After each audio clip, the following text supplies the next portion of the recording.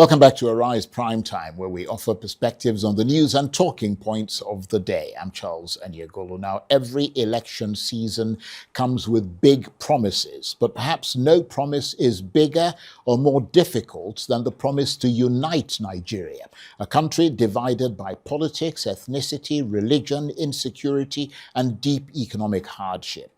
Well, now Peter Obi says that if elected president in 2027, national unity will become the foundation upon which he intends to rebuild the country. His latest policy blueprint argues that Nigeria's greatest resource is not oil, but its people, promising sweeping reforms in education, healthcare, and skills development to create what he calls a production-driven economy. It's an ambitious vision, reducing the number of out-of-school children, expanding technical and vocational education, building industrial parks across the country, and preparing young Nigerians for the jobs of tomorrow. But after decades of similar promises from successive governments, the question many Nigerians are asking is simple. What makes this plan different? Can a country this politically divided really be united by policy? Well, for more on this, I'm joined now in the studio by the national coordinator of the Obedient Movement and former spokesperson for Peter Obi's 2023 presidential campaign, Dr. Yunusa Tanko. Thank you very much indeed for coming in. Thank you very much for having me, Charles. We're very grateful to you. Thank you so much. Let's start with this newly revealed vision. Peter Obi says his presidency will begin by uniting Nigeria. I mean, obviously, it sounds very admirable, but it's also an enormous claim. In concrete terms, what would he do that Nigerians would actually feel as evidence that the country is becoming more united? Not only would he unite the country, he will energize the Nigerian youth. The Nigerian youth have already been divided along the lines of the elites and the future. And that is why they talk very closely to his policies and his belief. You ask me one concrete thing: agriculture. Every time His Excellency Mr. Peter Obi speaks, he speaks about agriculture. He has given you a statistics of what Niger State, which is almost equal to Nigerland as well, what it can produce, and 3 times what income we are making. Yeah, from but I oil. wanted to talk about the unity first. When you before talk about, we get to that. You mentioned one, and I'm Right. telling you areas in which especially the northern part will benefit from. Now, when you talk about unity, 56 years ago precisely, that was the last time we had this civil war. Okay? And the civil war has created a lot of division, distrust between the north and the south. And the last time we had a president from the southern extraction was 60 years ago. And with Nnamdi Azikiwe and Aguiyi Ironsi and the lot of. These are people who also are Nigerians. But we've never thought of whatever the pain or pang that they are feeling too. And by bringing in somebody from their extraction and believing in him, it gives them hope and trust. And at the end of it all, unite the country. His Excellency Mr. Peter Obi does not even tout tribal line. He touts unity based on competence and capacity, which he has. And I want to say this clearly. Time immemorial, where Nigeria has suffered this particular issue of divide and rule between the north and the south, especially in the case of MKO Abiola. Remember when we lost him to tragic situation and all?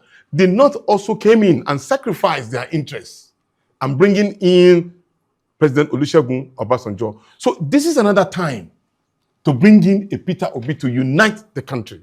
This is the sacrifice that the north has always been doing. So, and this is the best time to also exemplify it and make it happen. In fact, to tell you the truth, one of the basic reasons for me joining this particular campaign, even long before His Excellency Mr. Peter Obi became a presidential candidate in any of the party, I have been championing this particular cause. And I give a fact. Go and check my statement at Women's Center in Oka. I spoke. Senator Ben Obi was there, and the former president of Ohanaeze was there, and Alhaji Balarabe Musa, may his soul rest in perfect peace, supported this particular idea. He was our leader. And what we are thinking is that the country first, not any individual, not any group. So we were actually amplifying this cause to say, okay, we need a country that is united. Not when you have to travel to the north, you have to be scared of whether you have to wear a jalabia or not. No, we're talking about when you go, wear in the Ashagu, your own native land, dress, so that people in the north can see it and admire it and say, yes, I like this. Can I also get a copy of it? The same thing too from the northern part coming to the south. But now everybody is scared. Everybody is scared because the deficit of trust. And because of that, His Excellency Mr. Peter Obi did something that is very phenomenal. What did he do? He made sure he picked Engineer Rabiu Musa Kwankwaso as his deputy. And I thank God, and which I appreciate, that the Engineer Rabiu Musa Kwankwaso also agreed to serve as a vice. That is the kind of sacrifice we are looking for. And it has already been exemplified. So because he want the northern people to have trust, because if you like, whether you like it or not, Engineer Rabiu Musa Kwankwaso has been a crusader in defending the interests of the northern part. So if any northerner want to have confidence in this particular joint ticket, he must have trust in Engineer Rabiu Musa Kwankwaso. And that is unity. Well, I mean, Peter Obi says these things. I mean, you made a very interesting point about Olusegun Obasanjo. When Obasanjo came in, Obasanjo had many, many years of, I mean, he'd been a military head of state. He was a big democracy advocate because he handed over to civilians. He'd been talking consistently without running for office or having any presidential ambition and being seen as somebody who, you know, was making promises on the base. He just was that kind of person. And so he had been that way for so long that he was able to engender trust and was a unifying figure in the sense that here we were coming off military rule, but he was a former military person himself. But here we were heading towards democracy, and he was a military person who handed over to civilians. So in that sense, he represented so much. He personified so much. So he really didn't have to do that much. And of course, when he became president, I mean, he exemplified that in the way he appointed the cabinet and reflected this broad church across Nigeria.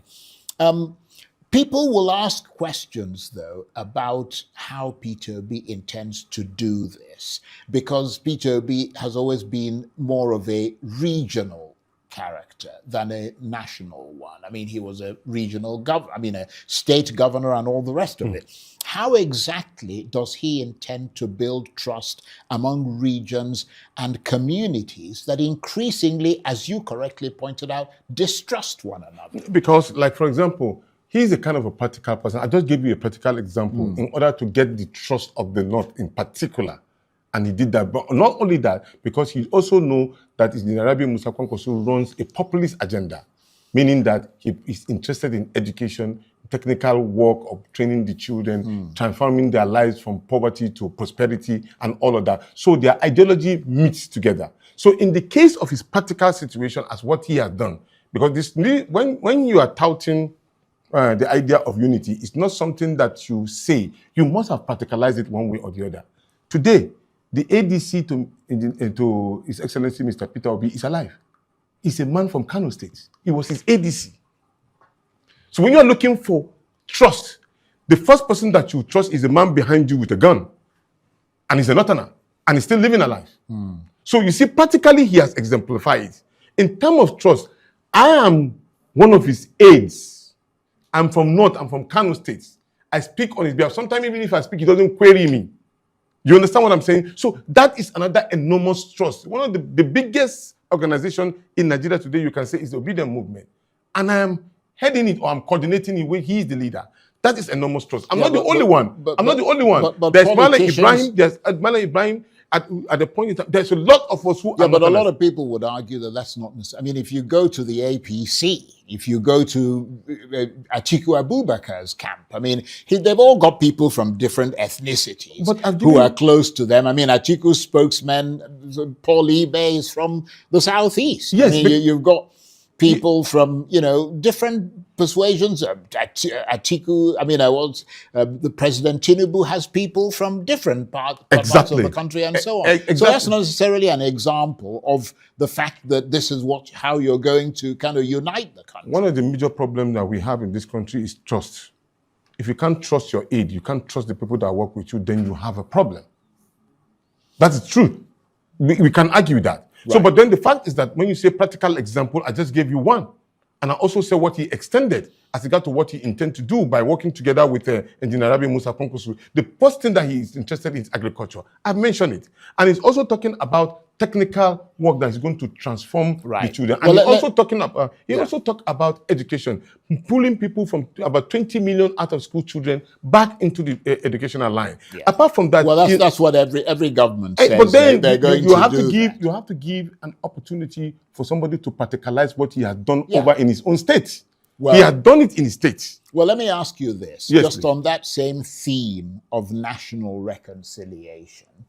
Would a P2B administration be prepared to devolve more powers to the states, restructure aspects of the federation, pursue constitutional reforms as part of this national reconciliation? To follow up what he said in the recent very soon time, you'll be seeing him unleashing his policies. He's not talking about Akara and Agbodo. No. He's talking about technically turning around the fortune of Nigerians. That when you go to school, you deserve to earn a living based on what you have learned.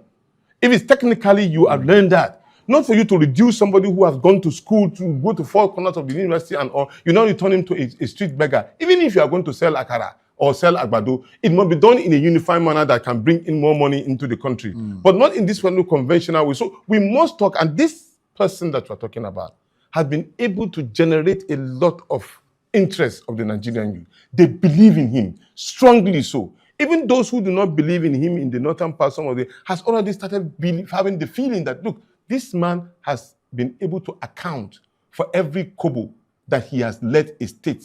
This man has been able to pay up the salaries and wages and even gratuity of pensions of workers that work under him. This man has been able to connect with the people, ensuring that their industries and all are working. This man has been able to talk about the educational system in his state, transforming his children of that particular state from 26th position to number 1. This same person has been able to secure the life and properties of his people. Who wouldn't want that person as a president? Well, P2B wants to expand technical and vocational education. I mean, that's part of what you were saying in that statement that was released along the German model. Yes.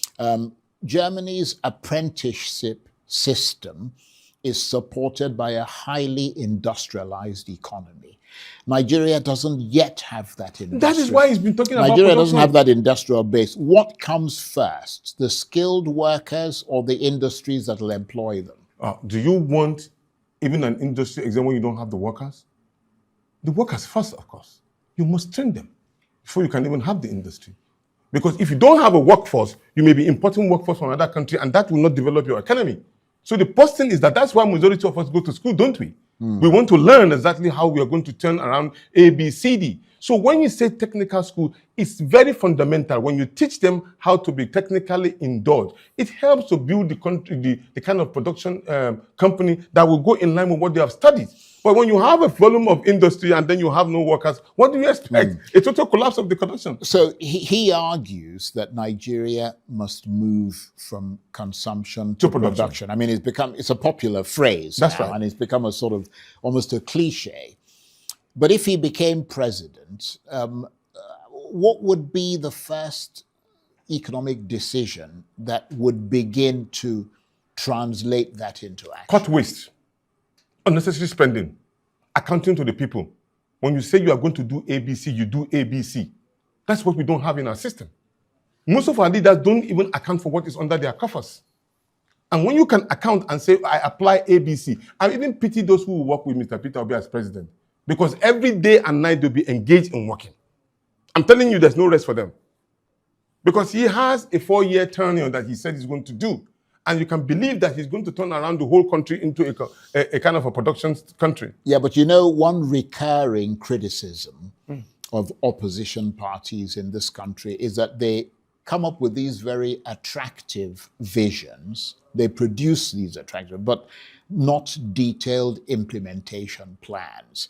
When will Nigerians see the numbers, the costings, the timelines, the measurable targets, the sources of funding? This usually say there's a taste in the pudding. Is that how they say it, or something like that? The taste of the pudding is in the eating. Yes, exactly. So eat Mr. Peter Obi as president of the Federal Republic and Nigeria. Yeah, and but we need to know how he's going to do But it he has before always, we like I give said, him I've that also chance. told you, he said he was going to start unleashing the one after the other. That was his promise. Even in the statement, he says so. So you will give you an account of how he intends to do so. But we, as a people, we have seen the past, what he has been able to do. If I tell you a particular story, you'll be wondering how that got to. There was a discussion that happened between him and while he was member of the PDP and government, and His Excellency Alhaji Atiku Abubakar was the vice president. There was a project. This particular project was to cost, as presented, 30 billion. I'm just using an example of figures, 30 billion naira. When he was asked, he said, Mr. Peter, he just laughed and said, that thing wouldn't cost us more than 3 billion naira. He said, is you sure? And all the other people were seated around. They were like, how this man going to stop us from eating our money from here? You understand? You know, the normal Nigerian way. And he said it can be done in 3 billion naira. Yeah. And then I have an idea of what you're talking about, so with this lot. Yeah. So immediately, he was like, okay, Excellency asked him, Peter, can you do it? He said, yes, sir. And the next morning, he made a position of extra change that can be beneficiary to anyone that is legally entitled to it, not illegally. Well, that's something that is good So to practically, they know the kind of quality of a person that he is. He's a person that can generate funds. He's a person that can execute funds, and he also can account for funds. Right. And those are the three qualities that is lacking in our governance as of today. Nevertheless, Peter Obi isn't campaigning in a vacuum. He faces an incumbent president with all the advantages of office, as well as another formidable contender. You just mentioned Atiku Abubakar. Is Mr. Obi better positioned to win in 2027 than he was in 2023? Far, far better. How so? Because a lot of decay already in the system. And I want to say this. I'm using this as an opportunity. We put up a Peter Obi to debate with any candidate. Let them be sure that they are there. No, I'm not talking about the debate. No, wait a minute. What I mean is that, let me ask you, what has Peter Obi done since 2023 to strengthen his political machinery rather than simply repeating the arguments about the last election? Keeping the government in power on their toes continuously. There was one single presidential candidate that have been able to do that from day one after the election. It was only His Excellency Mr. Peter Obi. And I remain to be challenged by anybody. I'm talking about his organization. Organization, of course, continuously we keep on improving. Here I am. We are organizing. We are mobilizing. We put up our structures in the obedient movement. He's gotten a political party. The political party is now moving. His name has already been uploaded as of yesterday. Okay, talking about a political party, we've got about a minute and a half, and I apologize for that. But, time gallops ahead. Your party is currently challenging the Federal High Court decision that set aside the judgment compelling INEC to register the NDC. How concerned are you that this legal uncertainty could affect Peter Obi's plans? I'm even thinking my own fear is actually for the federal government. Because the moment they trample upon that particular angle, there's a lot of problem on the ground. The Nigerian youth will resist it. No, but we're talking about a court decision. I mean... No, court, we all know where the court are tending towards. Because how can you vomit and then you swallow the vomiting? It's not correct. So you're saying that Peter Obi would take an extra legal position if the court decision doesn't suit his... The court at the moment now, Charles, at the moment now, it is not about the court decision. It's about the Nigerian people. They are tired. Even we that are championing their cause, we cannot escape their anger. Even we, I'm telling you this. You can do your statistics around. Even Mr. Peter Obi cannot escape their anger. Because they are not angry only with the government, they are angry totally with the system. Sometimes, even myself, as I'm sitting here, I'm, of course, being challenged to give account of everything that I do. They need a change, and they are tired of the system. The system has disappointed them to a point of stupor that they don't even believe in anybody anymore. They just want to see Nigeria that grows. You can't imagine, we Nigerians who have helped certain countries to grow, now we are being deported out of the particular country. It's shameful. They are not in any mood for any child's play. Let me tell you, they are not. It's not about me. It's not about His Excellency Mr. Peter Obi. It's not. They are already on their own. They are extremely angry. The system has not treated them well. He has not taken care of their education. He has not taken care of their security. He has not taken care of their welfare. They are not even thinking that they are secured as citizens of the Federal Republic of Nigeria. So where do you want them to go to? On that note, I want to thank you very much. Thank you very much for having me. God bless the Federal Republic of Nigeria. I wish us the best.